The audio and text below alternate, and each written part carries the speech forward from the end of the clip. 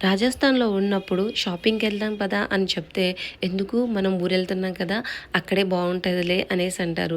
ఇంకా కొన్ని కొన్ని వర్క్‌లు వెళ్ళిన తర్వాత చేసుకున్నాము, అక్కడ తిరుగుదాము, ఇక్కడ తిరుగుదాము, ఇలా ఎంజాయ్ చేద్దాం అనేసి ఎన్నో హోప్స్‌తో ఆంధ్రాకొచ్చేస్తే, ఆంధ్రాకొచ్చిన ఒక 2 డేస్‌కే నా ఆశ నిరాశలైపోతాయి.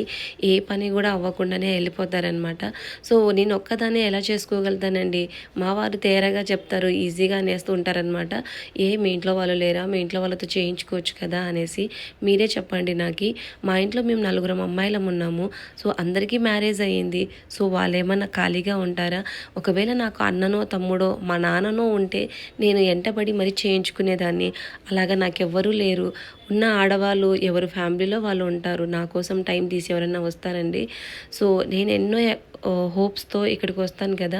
వాటిలో పావల భాగమంతా వర్క్ గూడా అవ్వదు. మళ్ళీ ఎలా వచ్చానో అలాగే తిరిగి వెళ్ళిపోవాల్సొస్తుంది.